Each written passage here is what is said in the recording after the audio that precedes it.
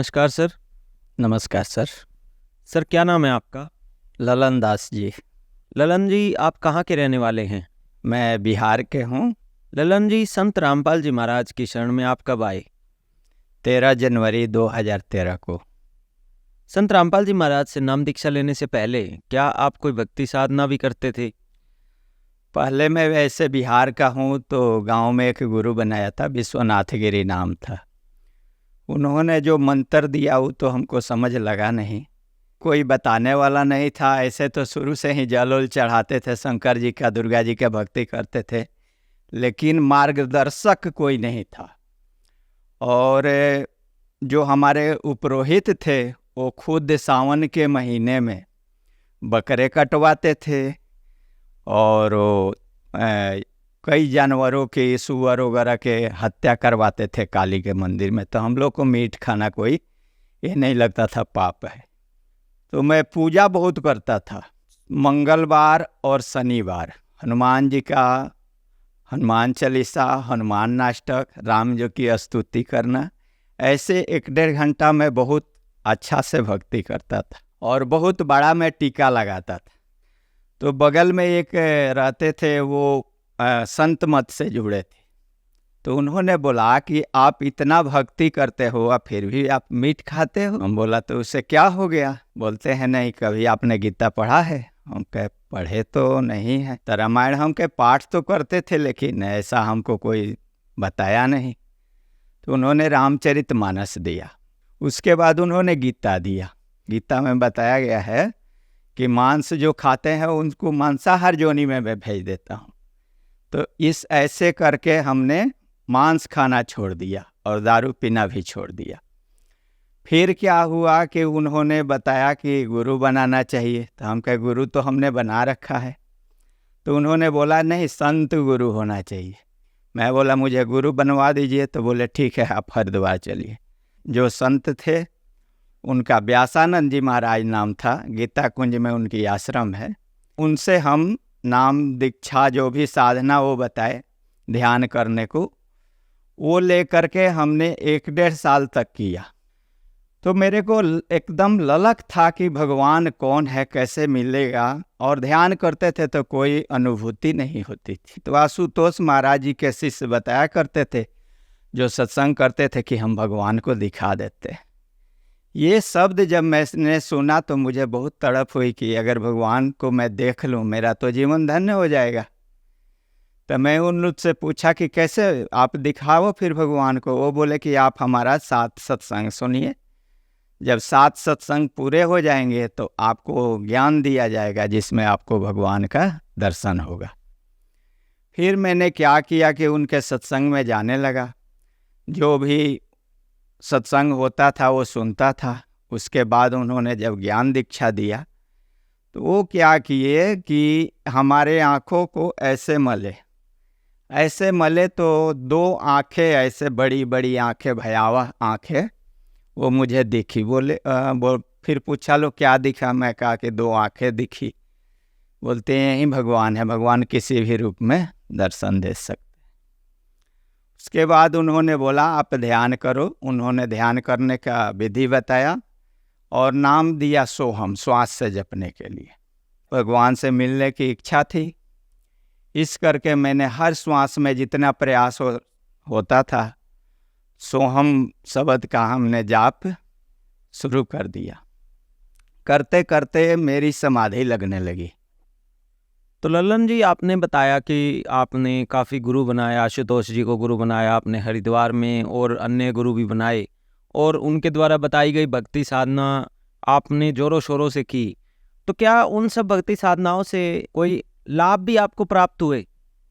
न आर्थिक लाभ मिला और न कोई शारीरिक लाभ मिला, बल्कि एक हमको रोग लग गया, गैस का प्रॉब्लम हो गया। और रोज़ गैस के चलते मेरे डेली न छाती में दोपहर के टाइम में दर्द हुआ करता था। तो सर आपने बताया कि जो पहले भक्ति साधनाएं आप कर रहे थे उनसे आपको कोई लाभ तो नहीं हुआ, लेकिन गैस की प्रॉब्लम स्टार्ट हो गई जिसके कारण आपकी छाती में दर्द भी रहता था। तो फिर इस दौरान संत रामपाल जी महाराज की जानकारी आपको कैसे हुई? ऐसे करके साधना चैनल पे हर संतों का सत्संग आता था, तो उसमें संत रामपाल जी महाराज का भी सत्संग आता था। तो हम लोग धीरे धीरे सुनने लगे, ये शास्त्र दिखाते थे संत रामपाल जी महाराज। तो देखते देखते एक बार इन्होंने सभी संतों को आह्वान किया कि आप आ करके शस्त्रार्थ करें, अगर आप जीत जाएंगे तो मैं अपने शिष्य सहित आपका चेला बन जाऊंगा, अगर हार जाएंगे तो आप आकर के हमारे चेला बन जाइए। तो जब ये बात सुना तो मैं जाकर के आश्रम जहाँ मैं आशुतोष महाराज जी से जुड़ा था, वहाँ बात किया कि आशुतोष महाराज जी कहते हैं कि मैं ही एक गुरु हूँ। और वो उदाहरण क्या दिया करते थे कि बाकी जो गुरु है वो बिना सिम के मोबाइल है और मैं सिम वाला मोबाइल हूँ। मैं भगवान से बात करा देता हूँ, मैं भगवान का दर्शन करा देता हूँ। तो उनको चाहिए कि इस गुरु से डिबेट करें, इनसे अपना जो ज्ञान चर्चा है करें और इनको हराएं, क्योंकि ये चैलेंज कर रहे हैं और ये अपने आप को पूर्ण गुरु बता ही रहे हैं जो आशुतोष महाराज जी हैं। तो उन्होंने बोला ऐसा हम लोग को कुछ नहीं करना है, जब हमारे पास ज्ञान है, हमें कोई ललकार रहा है तो हम ज्ञान से उत्तर देंगे। तो इन्होंने बोला नहीं, हमने किसी से न शस्त्रार्थ करना है न कुछ करना है। ऐसे करके फिर मैं संत रामपाल जी महाराज जी का सत्संग सुनने लगा। सुनते सुनते शास्त्रों को देखते देखते ये पता चल गया कि ये जो बताते थे कि राम जी कृष्ण जी पूर्ण परमात्मा है, तो ये परमात्मा नहीं है। और मैं पहले से ही रामचरितमानस पढ़ रखा था, तो उसमें राम जी शिकार खेलते थे, तो मेरे को खटकता भी था कि भगवान कैसे जीव हत्या कर सकता है, जबकि कोई भी संत जीव हत्या करने से मना करता है। कि आम इंसान मना करता है जीव हत्या करने से, तो ये भगवान होकर के जीव हत्या कैसे कर रहे हैं। तो स्पष्ट होने के बाद फिर मैं संत रामपाल जी के शरण में आया। तो सर, आपने जब ये जांच लिया कि शास्त्रार्थ में जब संत रामपाल जी ने सबको चैलेंज किया, लेकिन कोई भी गुरु संत रामपाल जी से शास्त्रार्थ करने नहीं आए, बल्कि आपने आशुतोष जी से कहा तो उन्होंने भी संत रामपाल जी से शास्त्रार्थ करने के लिए मना कर दिया। उसके बाद आपने संत रामपाल जी महाराज की शरण ग्रहण की। क्या आपको ऐसा कोई अनुभव हुआ, कोई अनुभूति हुई, अन्य लाभ आपको संत रामपाल जी से जुड़ने के बाद हुए? हाँ, पहले मैं गया तो ऐसे ही मैं नहीं नाम लिया, मैं जा कर के वहाँ शंका समाधान में बैठा। तो जो वहाँ बैठे थे भगत जी, उनसे मैं बोला कि मैं समाधि लगाता हूँ और मैं बहुत कुछ देखता भी हूँ। तो उन्होंने कबीर सागर से स्पष्ट कर दिया कि ये दुर्गा ने हमारे शरीर में चैनल लगाया है, वहीं आपके दर्शन होते हैं। और कबीर वाणी से उन्होंने स्पष्ट कर दिया कि ये 5 मुद्रा होता है और 5 ही नाम होता है, जिसका काया में उसका स्थान होता है। जो जिसका आराधना करता है वो वहीं तक जाता है, आगे पुरुष पुराण उसका खबर नहीं जाना। जो आगे जो भगवान है, जो वास्तविक भगवान है, वो वहाँ तक हम ध्यान साधना और समाधि लगाने से नहीं पहुँच पाते हैं, फिर हमको इस संसार में आना पड़ता है। तो जो ये साधना है, ये मुक्त का साधना है, हम सचखंड चले जाएंगे, सतलोक चले जाएंगे और फिर जन्म मरण से और कर्मों से रहित हो जाएंगे। तो जब मेरी शंका समाधान हो गई, फिर जाकर के मैं संत रामपाल जी महाराज जी से नाम दीक्षा लिया। और रह गया कि आप पूछ रहे हैं क्या लाभ हुआ, तो एक तो पहली लाभ हुई कि जो मेरा गैस का प्रॉब्लम था, तो संत रामपाल जी महाराज जी के दया से उस नाम के सिमरन से धीरे धीरे ख़त्म हो गया। और मैं आर्थिक स्थिति मेरी बहुत नाजुक थी, पैसे के बहुत तंगी था।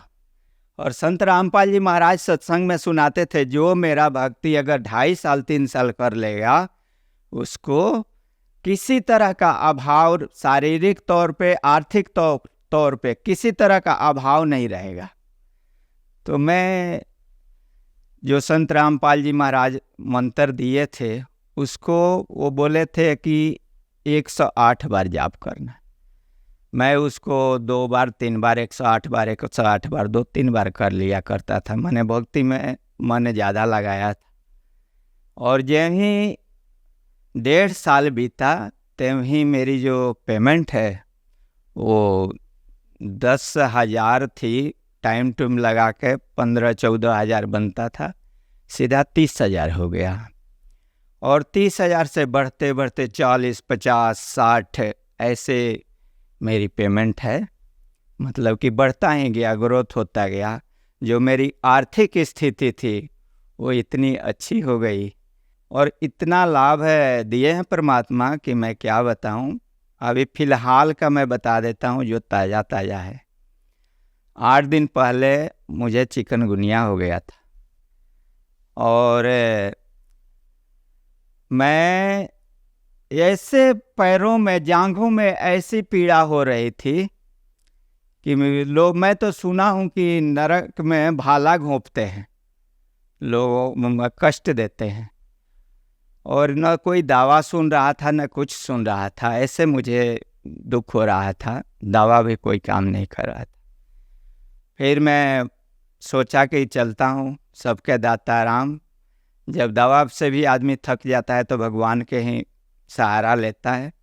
संत रामपाल जी महाराज जी के नाम के अंदर पर आया और दंडवत प्रणाम किया और बोला, हे परमात्मा, हम लोग अनारी जीव हैं, गलती भी बहुत करते हैं, लेकिन आप हमारे पिता हो और मुझे गलती का माफ़ कर करके मुझे ठीक कर दीजिए। इतना कर दीजिए कि मैं अपने ड्यूटी जा सकूं, और मुझे बहुत कष्ट है, आराम दीजिए इससे।